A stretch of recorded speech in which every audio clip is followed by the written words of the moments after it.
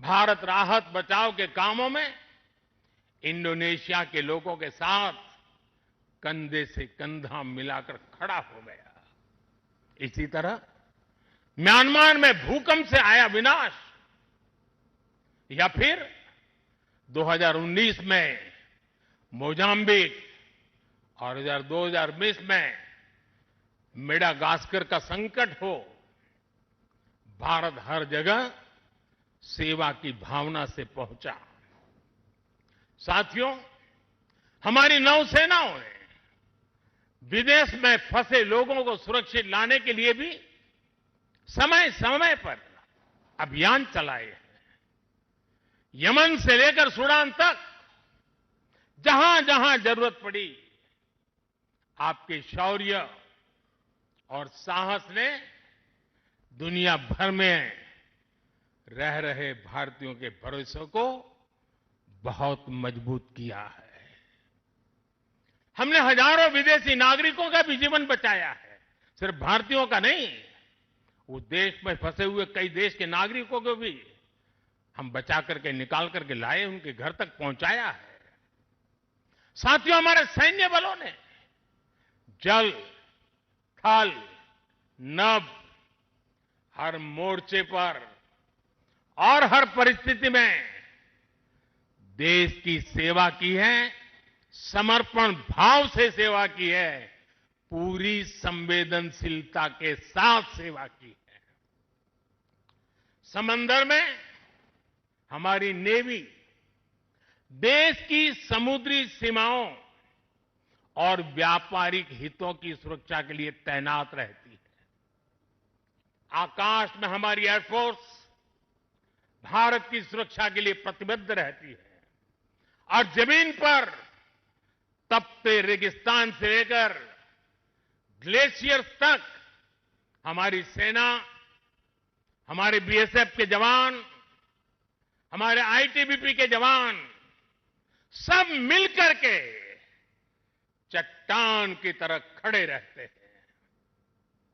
इसी तरह अलग अलग मोर्चों पर SSB, Assam rifles, CRPF, CISF और इंटेलिजेंस एजेंसीज के जवान भी सीमलेसली एक यूनिट के रूप में हर जवान मां भारती की सेवा में डटा रहता है। मैं आज भारतीय तटरक्षक इंडियन कोस्ट गार्ड की भी सराहना करूंगा। वो जिस तरह नेवी के साथ समन्वय बनाकर हमारी कोस्टलाइन सिक्योरिटी में दिन रात तैनात रहते हैं, उनका योगदान राष्ट्र रक्षा की इस महायज्ञ में बहुत ज्यादा है। साथियों, हमारे सुरक्षा बलों के पराक्रम और हमारे सुरक्षा बलों के साहस के कारण ही बीते वर्षों में देश ने एक और बड़ी उपलब्धि हासिल की है। ये उपलब्धि है माओवादी आतंक का खात्मा। आज देश नक्सली माओवादी आतंक से मुक्ति के कगार पर है। मुक्ति दस्तक दे रही है। दोस्तों, 2014 से पहले देश के करीब 125 जिले माओवादी हिंसा की चपेट में थे। 125 जिले, और वो 125 जिले पिछले 10 साल की मेहनत के कारण ये संख्या घटती गई और अब 125 से घट करके सिर्फ 11 रह गई है। 11।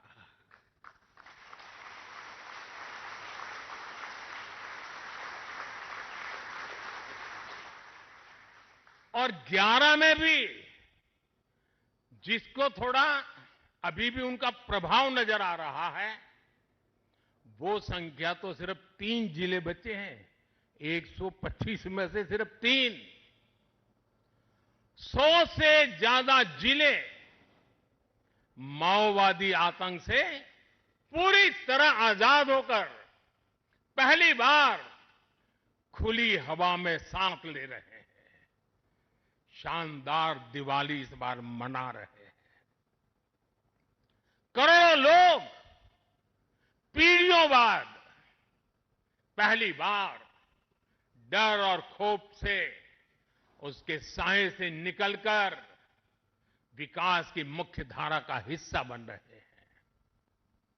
जिन इलाकों में माओवादी नक्सली सड़कें नहीं बनने देते थे, स्कूल नहीं खुलने देते थे, अस्पताल नहीं बनने देते थे, बने बनाए चल रहे स्कूलों को बम से उड़ा दिए जाते थे, अस्पतालों को, डॉक्टरों को गोलियों से भून दिया जाता था, मोबाइल टावर नहीं लगने देते थे, वहां अब हाईवेज बन रहे हैं, नए उद्योग ले रहे हैं, स्कूल और अस्पताल वहां के बच्चों का भविष्य गढ़ रहे हैं।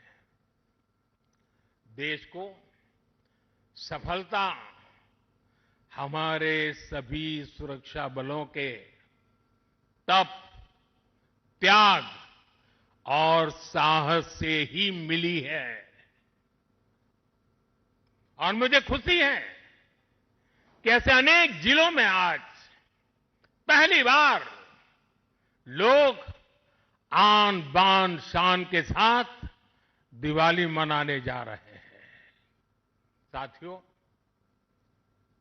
मैं आज वीर जवानों के बीच में खड़ा हूं। हम नौसेना के जवान हैं।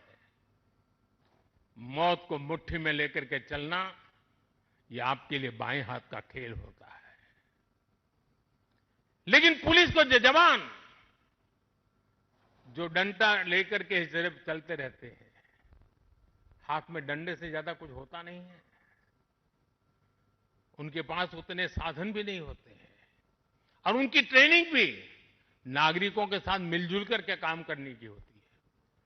लेकिन मेरे इन पुलिस बेड़े के अलग अलग जवानों ने, चाहे बीएसएफ हो, सीआरपीएफ हो, सारे बेड़े के जवानों ने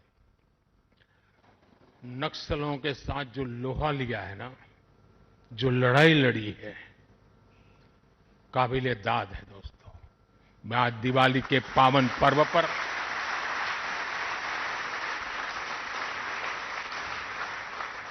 मेरे पुलिस बेड़े के इन जवानों को लाख लाख बधाई देता हूं।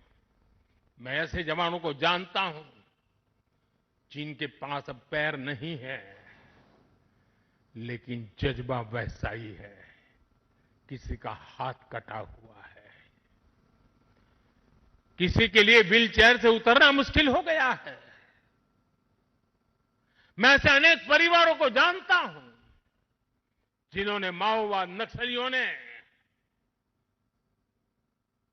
उनको शिकार बनाया, हाथ काट दिए, पैर काट दिए, गांव में जीना मुश्किल कर दिया। ऐसे अनगिनत लोगों ने जो सहा है, जो बलिदान दिया है,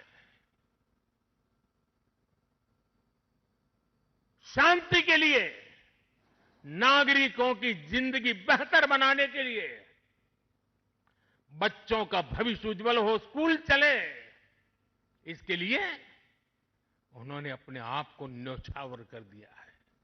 दोस्तों, शायद आजादी के बाद पहली बार पुलिस बेड़े के सामने इतनी बड़ी चुनौती आई और पिछले 10 साल में 50 साल की इस भयंकर बीमारी को वो खत्म करके रहेंगे, ये मेरा विश्वास है।